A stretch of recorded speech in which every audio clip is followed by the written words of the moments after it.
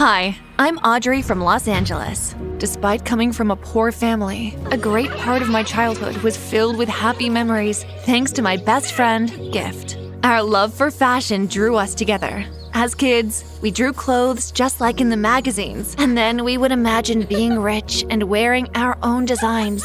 Aw, so cute! I want to make clothes like this someday. Me too, Gift. We will get there. Just don't stop dreaming. Gift was really sweet, and I loved her to bits, even though she was shy. At school, we were the poorest, and our schoolmates didn't really like us. Once in 8th grade, Gift came to school with lunch for 2 of us, since we couldn't pay for the cafeteria food. We were about to eat when Britt walked up to us. She was the school's troublemaker, and especially loved to make fun of us, and Gift was very afraid of her. Ew! Cover that up! It stinks! But my mom made it. So?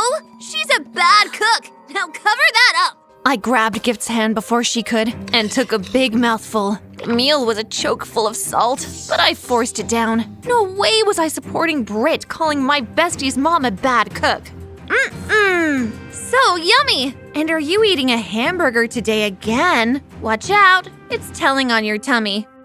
What? Like every other girl obsessed with her body, she ran away to check her actually very flat tummy in the restroom. We ate our salty food in peace, but Britt just wouldn't let us rest. I mostly endured her nasty remarks and attitude, but in 10th grade, she did something that made me lose my cool. Gift and I were in the library sketching when Britt grabbed our sketchbooks from us. Britt, give that back! Oh, what's this? You two want to be designers? Poor people can't be designers, honey. So let me help you get rid of this dream. She raised the sketchbooks and tore them apart, and I saw red. I brought my foot up to kick some sense into her, but before it could land, my sneakers ripped in the front and my toes poked out. Everyone, look! Audrey has a rotten shoe! Everyone laughed, and for the first time in a long while, I wanted to cry from how humiliated I felt. But then Gift took off her sneakers and gave them to me. What? You will go barefooted? I guess I'll be the school's Bigfoot today. That day, in my eyes, Gift was like an angel, and I promised myself to do something big for her someday. The following weekend, I mended my old shoes and went to give hers back. But on arriving to her house, I saw that they were moving. Gift, what's going on? Oh, hi, Audrey. I was just about to come and give you this. She had bought me a brand new pair of sneakers. Gift, that was super sweet of you. But may I ask, where did you get the money for these? My parents are super rich now. Gift's parents won a $1 million contract, so they were moving to a better neighborhood. I'm going to miss you so much, Gift. Oh, don't worry, I'll see you at school. I told my parents I don't want to change schools. I was happy that Gift was at the same school, but the next day at school, the news was all over that Gift's parents had hit the jackpot. And when Gift finally arrived with a brand new Ferrari, everyone stared as she walked into school with sparkly designers. Even Britt. Hey, Gift, over here! She made to come to me, but Greg, one of the most quiet students in our class, smacked into her and spilled the juice in his hand. Britt was beside them in a second. OMG! Greg! How dare you ruin my bestie's jacket? Lick it now! I'm sorry. Please, let me just wipe it. Hey, it was an accident. And since when did Gift become your bestie? Since she became rich! Gift, you don't need to hang out with a poor loser like Audrey anymore. I expected Gift to reject Britt's shameless attempt to wiggle into her good graces, but what she did next shocked me. She pulled off the jacket and shoved it close to the guy's face. Lick it. Are you crazy, Gift? It's a leather jacket that can be cleaned. Stay out of this, Audrey. Unless you have $5 grand to buy me another jacket. I don't think so. I was so mad at her that I plucked out $10 from my pocket and flung it at her. That should get it cleaned. Without looking back, I grabbed the guy and we entered class. Well, Gift turned her back on me from that day and began to hang out with Britt and her friends. I knew they only liked her for her money, but she was too glad to roll with the popular crowd she couldn't see that. I was sad to lose a friend, but I took comfort in my mom, who always tried to motivate me. One day, we were cleaning out my house, when she caught sight of my old sketchbook. Hey, I remember this book. Yeah, I'm not sure I can ever be a designer, Mom. Britt said it's not for poor people. And since when do you care about what Britt says? With what I see here, you're already one. Looking through the book reminded me so much of my days with Gift and made my heart ache.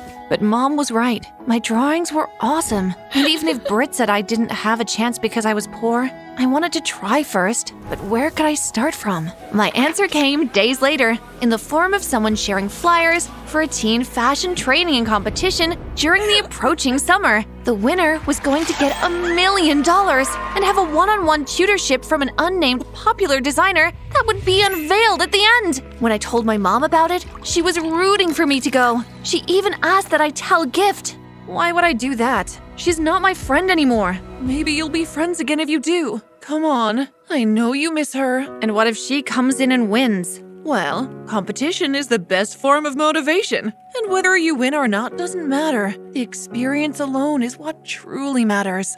Mom was right. I really missed Gift. It was the only thing that made me go to her house the next day. What are you doing here? I came to give you this. What is this junk? It's a chance for us to be designers, like we used to dream.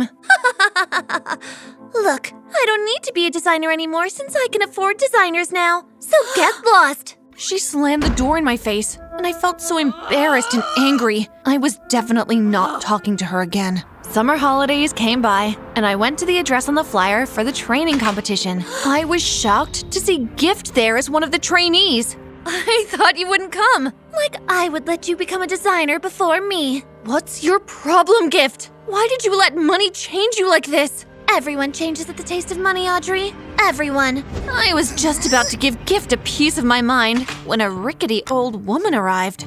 I think you missed the old people's home. No, I'm here for the competition.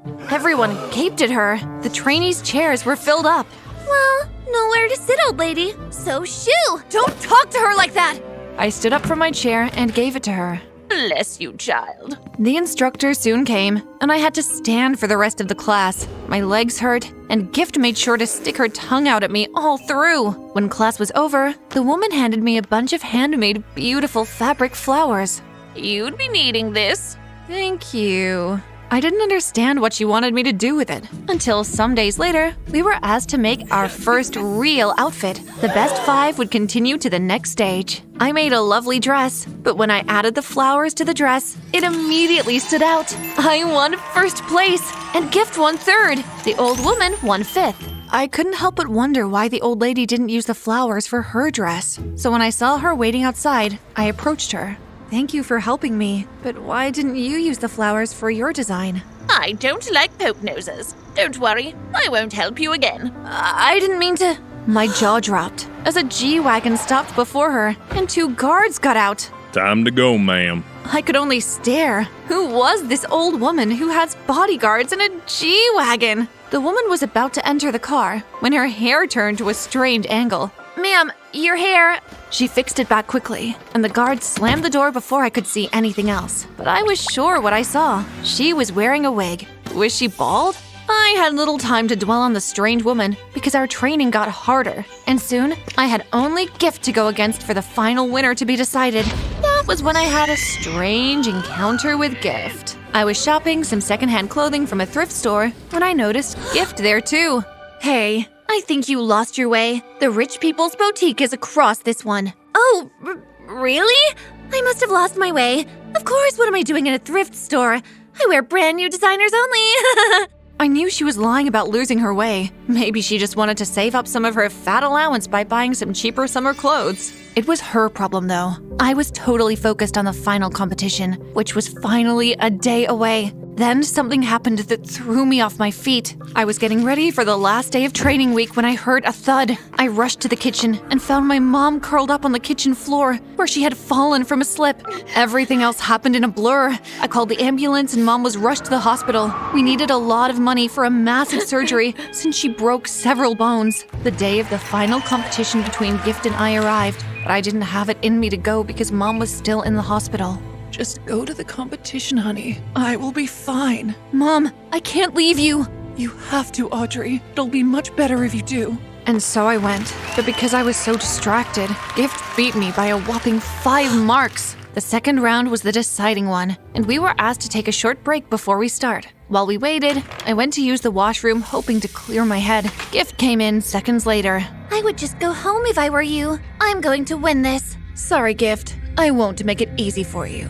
Honestly, I was quite nervous Gift could win. I hadn't dwelled on the money I could gain if I won this, but with Mom needing money for treatment, the money was all I could think about now. Sometime after Gift left, the old woman came in. I hadn't spoken with her since the last time she left with a fancy ride. Seems like your head isn't in the game, child.